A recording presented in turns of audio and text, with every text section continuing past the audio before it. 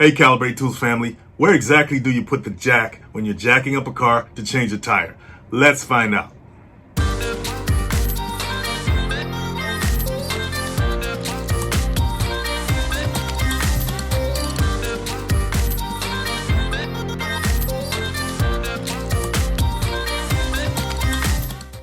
I've been getting the question, and I used to ask it myself, where exactly do you put the jack, your car jack, when you're lifting your car up to change a tire or get underneath there for some reason?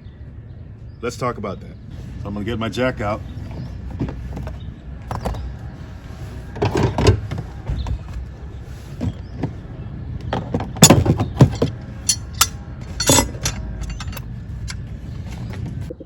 All right guys, before we start, we want to make sure that we have all the essential components of a car jack and that they're in good working condition. You don't want to get up under your car with a faulty car jack and deal with the consequences that could happen. And I think you all know what I mean. Okay guys, so this is a typical scissor jack right here. It has an eyelet for the crankshaft or crank arm, which is this right here. You put it in like that and you twist, okay? Has a screw, as we can see. If this screw is twisted, bent, cracked in any way, shape, or fashion, don't use the jack. Has a base plate, and it has a top plate. Has a lower arm and the upper arm, okay? We want to make sure that the base plate is not loose, okay? We want to look at the pins inside and make sure they're there and that they're not twisted or cracked or bent or damaged, okay? So we check to make sure the base plate is nice and secure. Same with the top plate. This is where it contacts the car, right? Want to make sure that this is not loose either. And it also has pins, so check the pins in there too. We want to make sure this is not moving around either, okay? We want to twist it to make sure that there's no resistance, that there's no metal on metal noise happening, okay?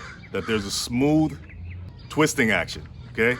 That it's not stalling, it's not getting stuck or anything like that. You want to make sure the crank arm is not bent or twisted either, because it's going to make it real hard to lift that car if this thing's bent up. You want to make sure that that shape is maintained, that if this is twisted up, then it's probably no good.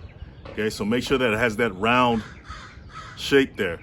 Same with your lug wrench. You want to make sure that the hexagonal shape is not worn out. Otherwise, it's just going to slip off your lug nuts, and that won't do any good.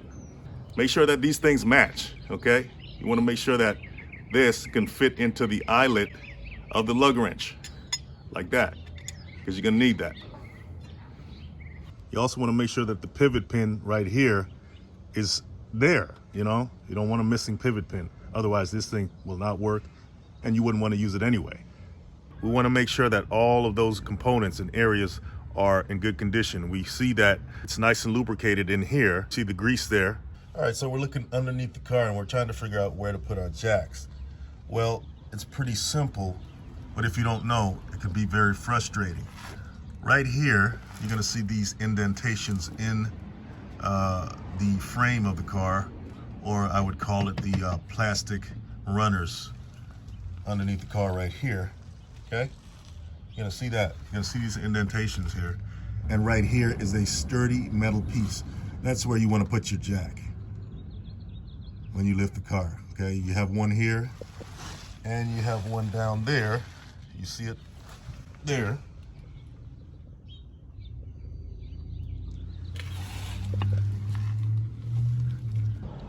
Now you see these two raised areas on the jack right here. This middle area is where you want this to go, okay? So you're gonna have to place it like that.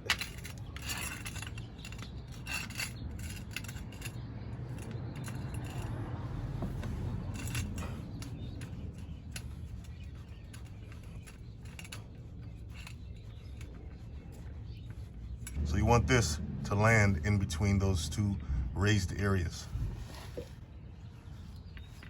All right, just like this. All right, so that's where you would place your jack, right? On these reinforced areas called jack points, right? So you got 4 jack points. You got 2 on this side and 2 on the other side. If you don't use these jack points and you put it here, on this very flimsy part of the car underneath here, the runner, you're asking for trouble.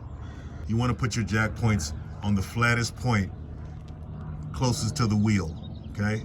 Now, I know it's not the same for every car, but this is how it is for this car. And this car is it's a Honda Pilot, so it's pretty high off the ground, so it's easy to get under.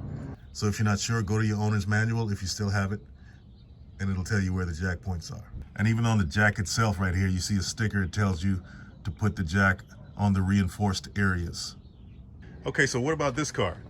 It's not as obvious as to where to put the jack. On the Honda Pilot, you can see the indentations in the frame. You can see where the jack points are from this distance. But on this car, not so much. So let's get under there and see where these jack points are. Okay, so if we look under the car, we see that on the runner, there is a cutout, okay? And if we go a little further in, we can see that there is a flat area, which is the frame of the car, okay? So you have these cutouts here on the runner, underneath the car, revealing your jack point. You got one here, and you got one over there in the back. So what we want to do is slide our jack underneath and line it up with the jack point area, and then raise the jack.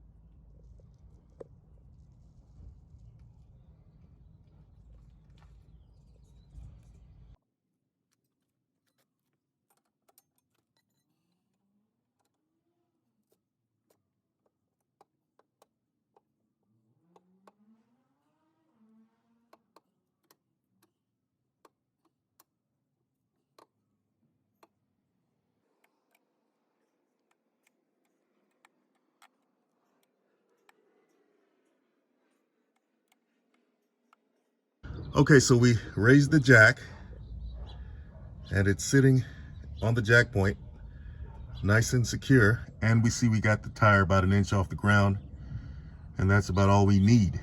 If you can slide your lug wrench underneath your tire without a problem, then that's about as high as you need to go.